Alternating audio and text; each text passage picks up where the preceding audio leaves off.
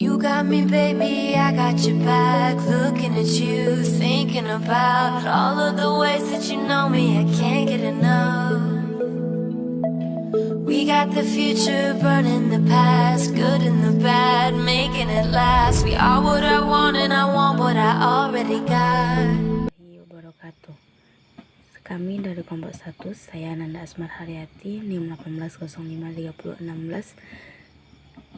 Saya akan membahas materi tentang dasar hukum dan pengertian akuntansi perpajakan.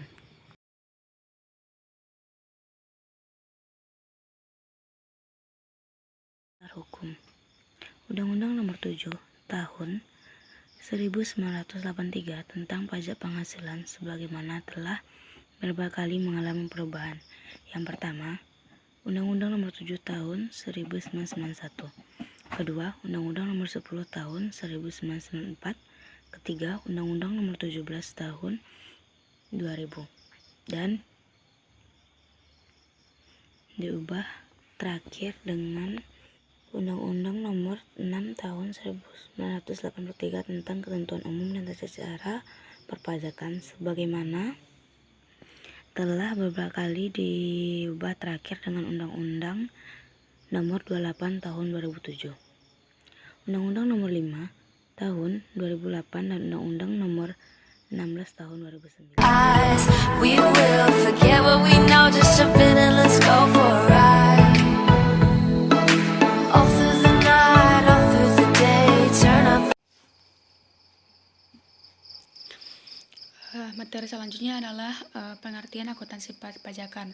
Apa sih yang dimaksud dengan akuntansi perpajakan? Di sini akuntansi pajak ini berasal dari dua kata. Yang pertama adalah akuntansi, yang kedua adalah pajak. Akuntansi adalah suatu proses pencatatan, penggolongan, dan pengiktisaran suatu peristiwa transaksi keuangan yang diakhiri dengan pembuatan suatu laporan keuangan. Ini sesuai dengan periode akuntansi yang berlaku atau periode akuntansi tertentu. Sedangkan pajak adalah iuran atau pungutan wajib yang dipungut oleh pemerintah atau negara kepada wajib pajak ataupun masyarakat untuk menutupi pengeluaran rutin negara dan biaya pembangunan tanpa balas jasa yang ditunjuk ataupun yang diberikan secara langsung. Jadi dapat ditarik kesimpulannya, akuntansi pajak ini merupakan pencatatan, penggolongan, dan pengiktisaran suatu transaksi keuangan lainnya dan kewajiban pajak yang diakhiri dengan pembuatan laporan keuangan fiskal. Pembuatan laporan keuangan fiskal ini harus sesuai dengan ketentuan dan peraturan perpajakan yang terkait sebagai dasar pembuatan surat pemberitahuan tahunan. Menurut Arnold ND dalam bukunya akuntansi perpajakan. Sedangkan konsep dari akuntansi pajak menurut Joko Muljono pada tahun 2013 dalam bukunya halaman 2, akuntansi pajak adalah bidang akuntansi yang berkaitan dengan perhitungan perpajakan yang mengacu pada peraturan perundang-undangan dan aturan pelaksanaan perpajakan. Sedangkan prinsip-prinsip yang diakui dalam akuntansi perpajakan ini meliputi kesatuan akuntansi, kesinambungan, harga pertukaran dan objektif,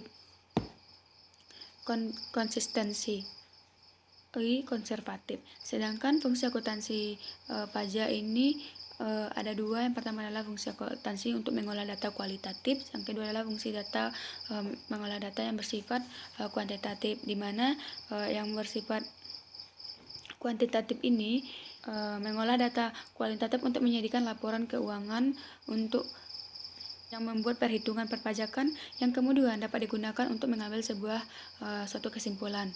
Sedangkan tujuan kualitatif dari akuntansi perpajakan adalah harus relevan, dapat dimengerti, adanya daya uji, netral, tepat waktu, daya banding dan lengkap. Ini menurut Rumondor Kalangi dan Avandi pada tahun 2018.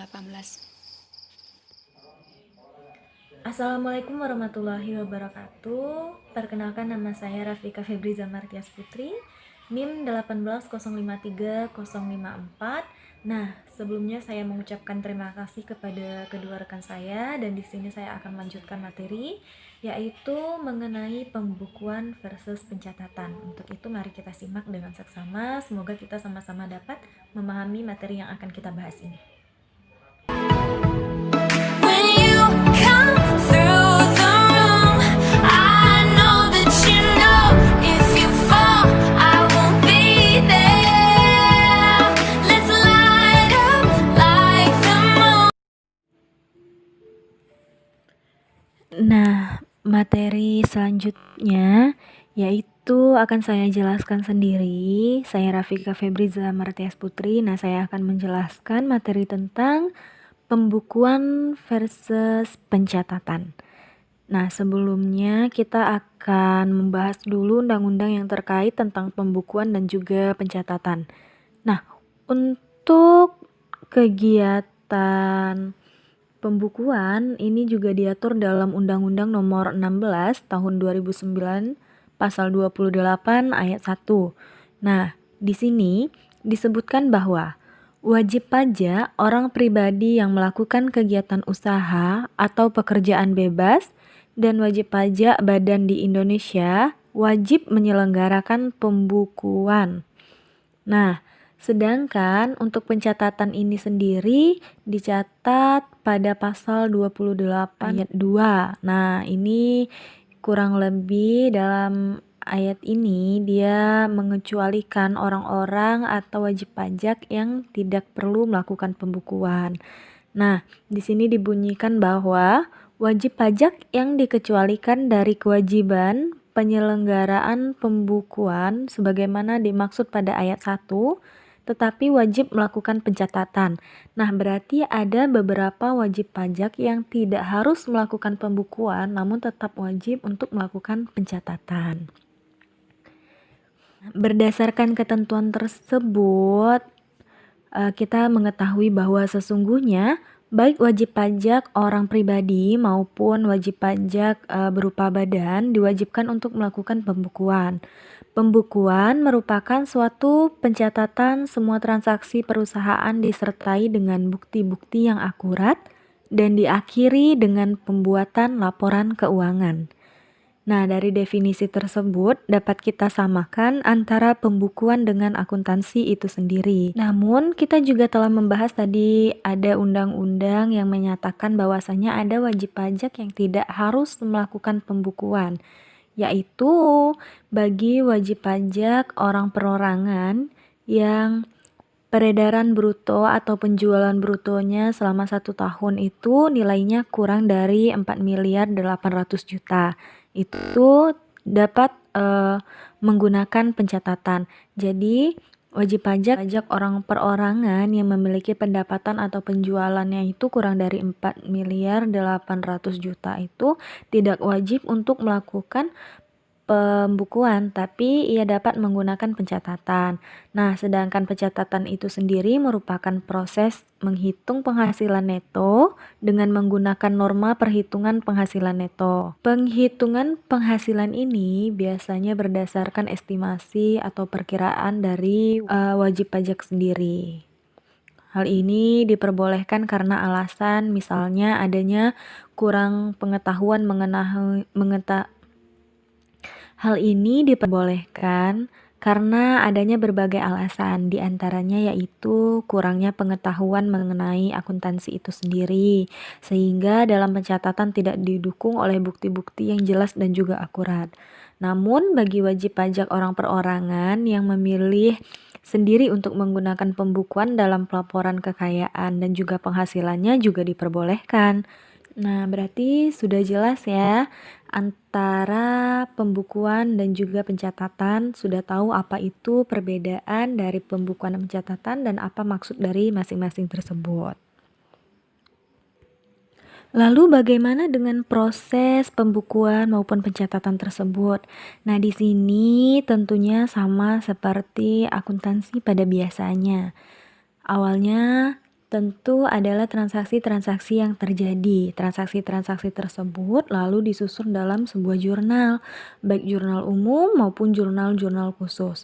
Nah, Jurnal ini akan kita posting ke dalam sebuah buku, baik buku besar yang umum maupun buku pembantu.